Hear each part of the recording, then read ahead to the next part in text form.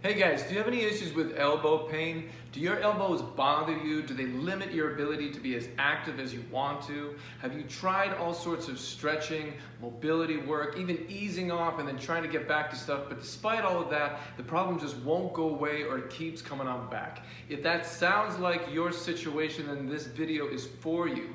I'm going to go over reasons why your elbow issue, your elbow pain, is not going away and it just keeps coming on back, and what you can do to start addressing that and get beyond it.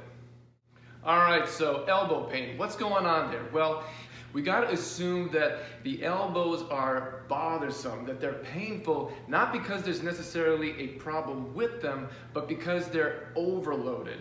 If you've tried to pull back, if you tried to stretch or do some mobility work in the area, but it's not really changing the issues that you're having, you gotta look at what's going on below the elbow, and you gotta look at what's going on above the elbow with how your arms are attached to your body.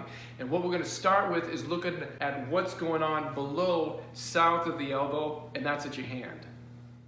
Alright, so let's look at what's going on at the hand. How does what is happening at your hand have anything to do with what's going on with your elbow? Well, you see, a lot of the muscles that cross your elbow originate from your hand. And so how your hand grips and grasps the world will really dictate the muscular action at your elbow. You see, a vast majority of folks that have elbow pain have a tendency to have dead pinkies. What that means is that when they grasp things, when they grip things, they don't tend to have a uniform grip. Instead, they have a tendency to overuse their index, thumb, and middle finger, which is really more like fine motor. And that's these muscles in here. What we want is to have a more uniform grip, and we want to make sure that we have some strong recruitment from our pinky and our ring finger. You see, 50% of our grip strength is actually from our ring finger and pinky. You take away a pinky, you lose 25% of your grip strength. You take away your pinky and your ring finger, you lose 25% of your grip strength. And so folks that tend to have elbow issues tend to under-recruit their pinky and their ring finger when they grasp, and so there's not this uniform muscular activity at the elbow when they're gripping and grabbing a hold of things. And so noting whether that is going on in your situation is the first step to see what may or may not be going on south of your elbow that's contributing to this problem that just won't go away or just keeps coming on back. Now, north of the elbow, we tend to have a rib cage that doesn't shift around as much as we need it to as we're pushing and pulling things. What we've got to have is the ability to do compound full body movements and have the elbow just be part of those activities. Whether you're pushing or whether you're pulling, we need your rib cage, your torso to be able to reach and shift about in order to give your shoulder girdle, your upper body, your body as a whole leverage. And in folks that tend to get elbow issues that won't go away or just keep coming on back, that torso does not move nearly as much as they need to. At times there can be some very specific places that it's restricted, and at times it can be globally restricted, and it makes it so that we've got some elbows that tend to be prime movers and shoulders and shoulder girdles and torsos that really don't move at all. Well, that's a situation where it's perfectly fine until it's not, and what tends to happen is the way in which they push and pull the world just doesn't feel that great anymore. So we got to take a look at how freely your torso can shift about, both when you're moving as well as when you're huffing and puffing.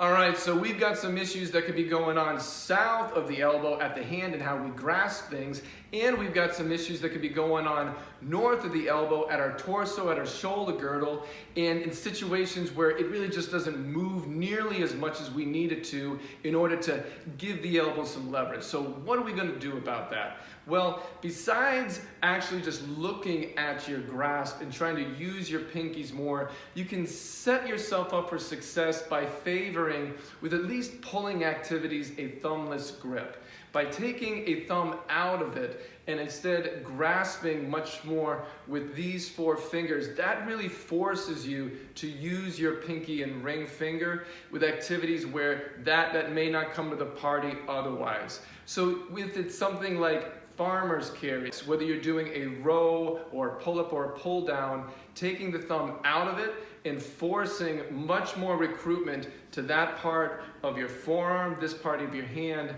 may be very helpful, and it's a simple thing for you to simply do to set yourself up for success.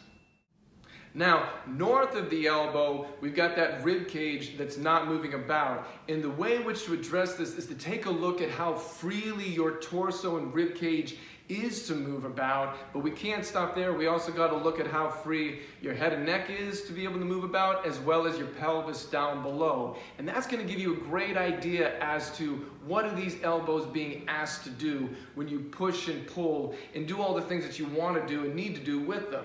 Well, instead of going through those activities, I'm going to encourage you to take a look at a recent video that I put out called Pivot Points. There I'll walk you through in great detail all the different ways that you can take a look at not just how freely your torso moves about, but also up above at your head and neck, which can be contributing, and your pelvis and your hips down below that.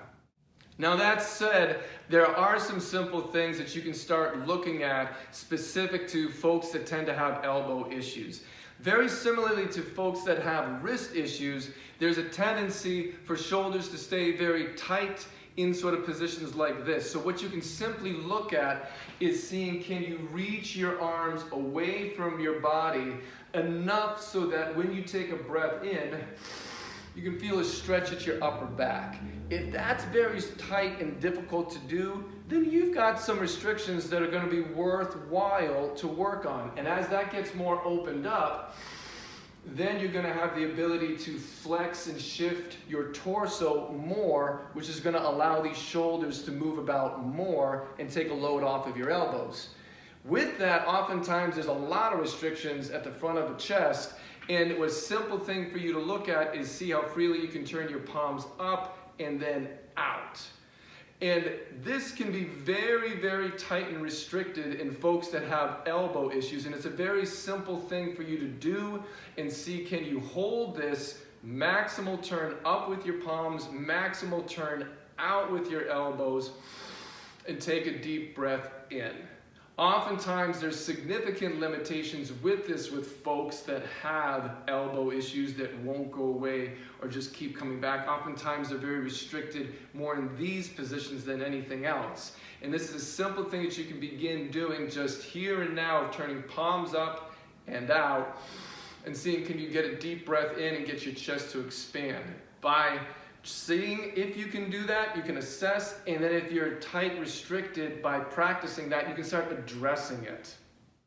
Now, besides seeing whether you can turn your palms up and out, one thing that you got to note is that at times there's a difference in terms of restrictions that one may have on their left elbow or their right. Human beings tend to be right hand dominant. About 90% of us are right hand dominant. 10% of us, well, we're ambidextrous, and few actually are left-handed, but the majority of left-handers, you know who you are out there, you're actually more ambidextrous, you just write with your left hand, so we call you left-handed. So there is a bias to pitch a body more into a right side that has a lot to do with our internal organs, the asymmetry of our diaphragm. I've gone through this in other videos, and I will reference it in the text associated with this video. But by and large, we have a torso that will tend to shift more easily down and through on the right side. And what this does in combination with us being mainly right-handed is you can get a right hand that is very used to being turned down and a left hand that's a little bit more used to being turned up. And combine that with a torso that may be very restricted in an asymmetrical way, you may, if you have left elbow pain and problems, you may do better seeing, can you turn your palm down on that left and then straighten on out that elbow. That is likely to be restricted in some individuals, and simply working on palms up and out will not address that. So if you have left elbow pain and it is not being helped solely by turning palms up and out, see how easy is it for you to have your palm down and straighten your elbow, especially compared to the right if it's not symptomatic, if you don't have problems.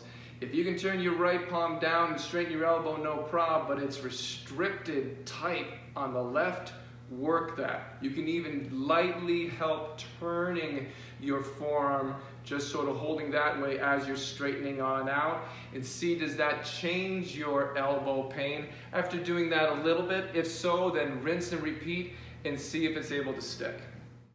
Now, besides those positions, there are some self-mobilizations to elbows that can be helpful, and it's a simple test as to whether it's going to help your situation. These are things that are only typically helpful if you can easily reproduce the discomfort, the pain that you're experiencing at your elbow. This would be a situation where just gripping alone is painful, or bending and straightening, or moving your wrist about, that elicits some elbow pain.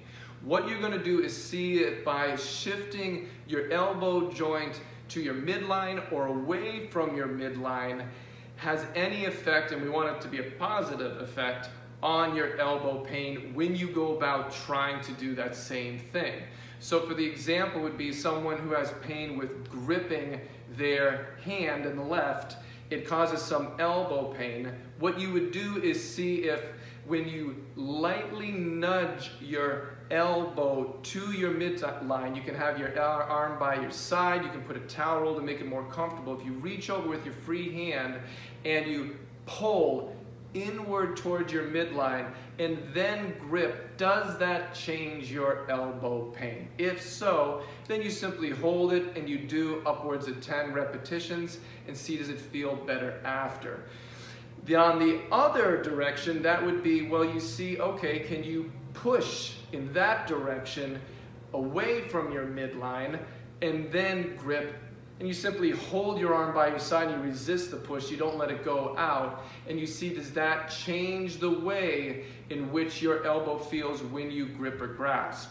If it's pain with bending and straightening your elbow, you do the exact same thing where you hold and then you try to straighten it, or you try to bend it, or you push out, you try to straighten and bend it. These are very simple things that do take some trial and error, and they're more effectively done by a practitioner that's had some training. However, these are common positional faults that we will see in folks that have poor timing of the muscles around the elbow and throughout the upper torso. Things can get a little knotted up and off track, for a lack of a better way to describe it, and at times it can be extremely helpful.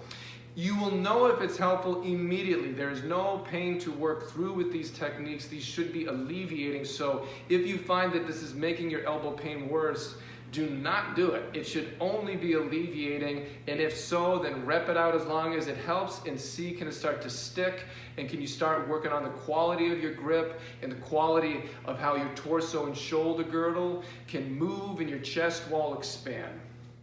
All right, so those are some very basic factors that we will commonly see with folks that tend to get elbow issues that either won't go away or just keep coming on back.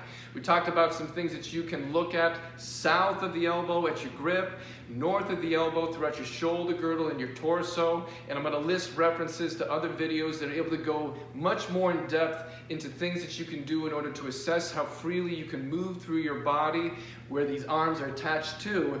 By taking a look at those factors, you can get a better idea as to why your elbows may be overloaded. And by taking a bigger picture look at your situation, see, can you give a better situation to your elbows? And by doing so, do your elbows feel better and are more tolerant to being used and allow you to be as active as you want to be? If you have any questions about anything in this video, please don't hesitate to reach out. I hope it's helpful. I hope your elbows feel great, and I hope you're able to live your life as fully as you want to.